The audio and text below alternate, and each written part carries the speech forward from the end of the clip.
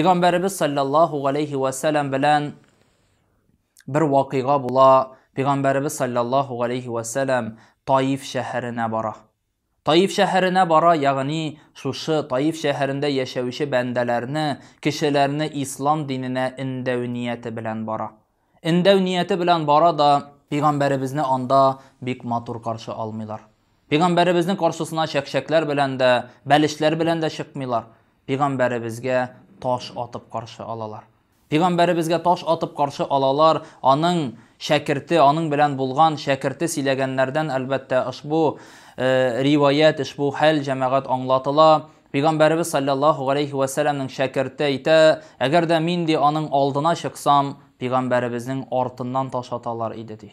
Eğer de un yağına çıksam sul yağından, sul yağına çıksam un yağından, ortuna çıksam aldından di taş atatırdılardı. Hem de şuşu derecede Peygamberimizini mesxarelep, mıskıllap cemaat Taif şehrinden kuvup çıgaralar. Peygamberimiz sallallahu aleyhi ve sellem Taif şehrinden çıkkandan son bir külegege dibeytik. Ağaç ışığına otura da hem anın yanına, Peygamberimiz yanına Cabrail aleyhisselam kile. Cabrail aleyhisselam kile de eyte, ey Resulallah di, ey Allah'ın ilçesi di. Tiliysin mi di, min bu şehrini yok item di. Tiliysin mi min bu şehirde bir terizat da kaldırmayım di. İki tav arasında kaldıram da yok item di. Tiliysin mi şunu di.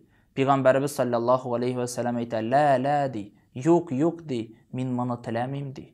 Hatta cemaat şuşu vakitte da Peygamberimiz sallallahu aleyhi ve sellem üzerinin merhametli buluğun hem kişilerge de bir kimge de naşarlık işlemegenligin kürsete.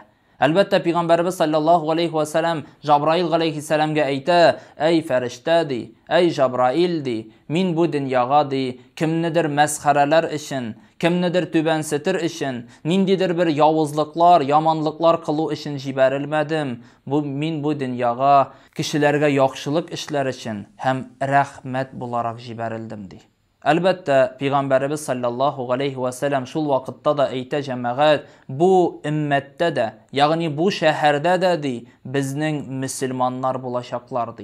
Minim yolumdan baruşular bulaşaklardı. Hem elbette cemaat tıra bara bu şehirde de, Taif şehrinde de İslam dinin tutuşu ümmet barlıkka kile. Elbette Peygamberimiz sallallahu aleyhi ve sellem şuşunday ağır vakitlarda da, şuşunday mesxarelengen vakitte da ul ümmetke, ul bendelerge bir de yamanlık da, yavuzlık da işlemi. Yüzü bizge qarasak cemaat, eğer de birer kişi bizge yamanlık kılsa, yavuzlık kılsa, kişi bizge tiyse dibeytik, yeyse indi kulun küterse biz onu hatta ütirir derecege jitebiz.